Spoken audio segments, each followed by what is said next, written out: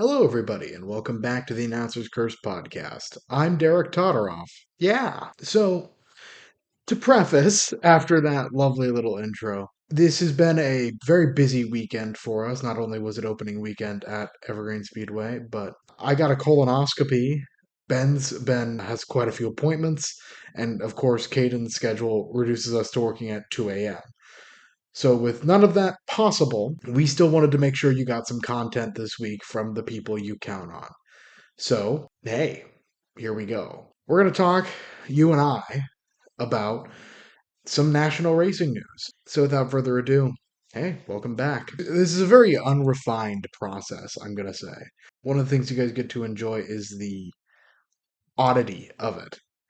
And part of the oddity of it is the fact that my computer, if I'm not in the tab that's recording me, does not record my audio very well. So as a result, that's why you're going to see me looking a little to the left as I'm looking at my phone to gather all of the results. So with that, kick off at Martinsville with the NASCAR O'Reilly Auto Parts Series, where Justin Allgaier comes away with the win after starting on the pole and dominating most of the race. 67 points out of the maximum 75 you can obtain over the course of a night. Really just a solid performance from the driver, the number 7. Corey Day coming home second, Sammy Smith finishing in third. Pretty good day if you're rooting for those drivers. Now, of course, I and Ben were both at opening night, so neither of us really got to catch it. We had some visitors up here at the apartment, so neither did Caden actually.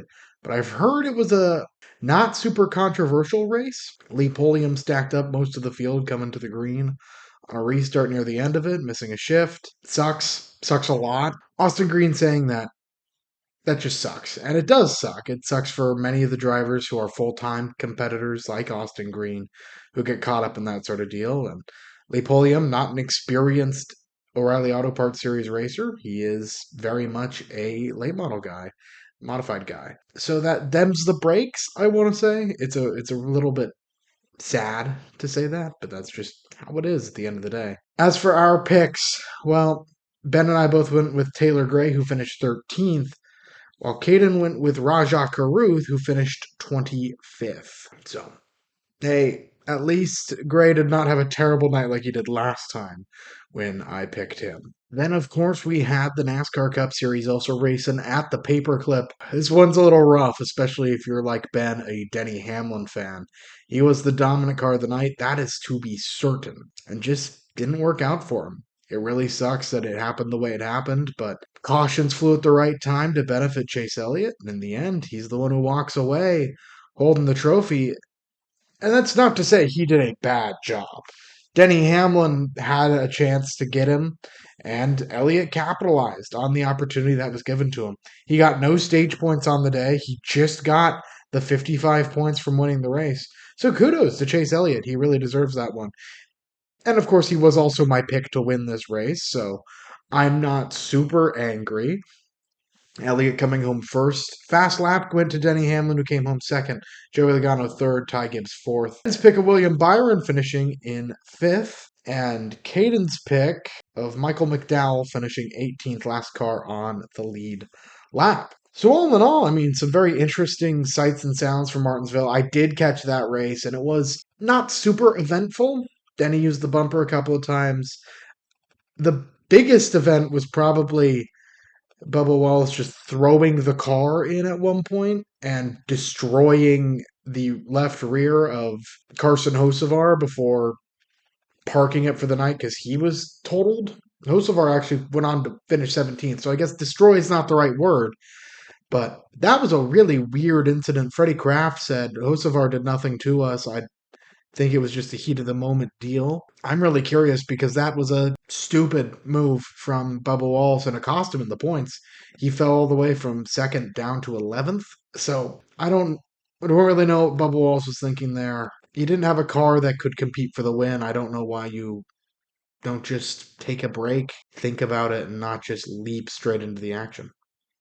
I don't know. That's how it finishes there. Checking in on the point standings for these drivers. Tyler Reddick has an 82-point lead over Ryan Blaney. Third place is Denny Hamlin, 94 back. Elliott and Byron, fourth and fifth. Down to your cut line battle, 15th is Carson Hocevar. He is 4 points ahead of 16th Daniel Suarez, who is in turn 9 points ahead of 17th place Michael McDowell. All the Spire cars right there on the cut line. Austin Cindric currently sits below it. Here are the big name drivers that currently sit below the cut line.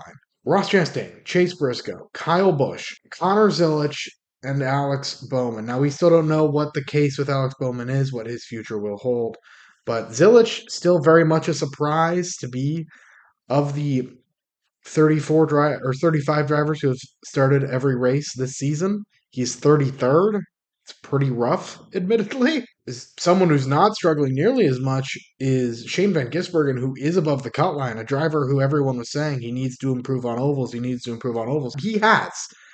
It's been a really good season for Shane Van Gisbergen so far with his across his 7 starts. He may not have a win, but 2 top 10s with an average finish of 15.7 and 24 stage points, that's something you'd be pretty satisfied about if you're coming off a season where you were written off at every single oval. Which does bring us to this weekend. The Cup Series is off for once, so no Cup Series race. That being said, the O'Reilly Auto Parts Series and Craftsman Truck Series do, in fact, head on down to Rockingham. One of the biggest stories of that, Cletus McFarland getting his start behind the wheel of the number 33 car for RCR. We will post separately who we think is going to win. We'll make a little fun graphic and post it on Facebook, Twitter, and Instagram who the three of us think is going to win. What I will advise to you is that this is the winningest driver at this track in the Xfinity Series is Jamie McMurray. We've been here once in the past 5 years, so many of these drivers, this will be their second or first time at this race course. I'm very curious to see how Rockingham handles. I'm very excited to see how it handles for the trucks, who are also on this weekend. Of note within the Truck Series roster, Daniel Dye has resigned from Colleague Trucks. And as a result, the number 10 will be filled by Corey LaJoie for the rest of the season. Ty Dillon hopping behind the wheel of the 25 free agent truck for this race. Corey Heim will be driving the number 5 this week at Rockingham, looking for that triple truck challenge. And Michael Christopher Jr. pilots the number 62 for Halmer Friesen Racing. I'm not sure how good he'll do. This will be his first time in a truck in a very long time. But nonetheless, I am very curious to see what happens. I have to say, it was certainly an interesting experience to be there as a fan at Evergreen Speedway. I don't know how often I will be there this season. I don't know where I'll be a lot of this season. That's kind of scary, kind of cool. All in all, just excited for the next adventure. And I will be there for the racing this coming weekend so I can check out and see the Outlaw Figure 8, Superstock Figure 8s. Very openly a Figure 8 lover. But the mini stock should also be interesting.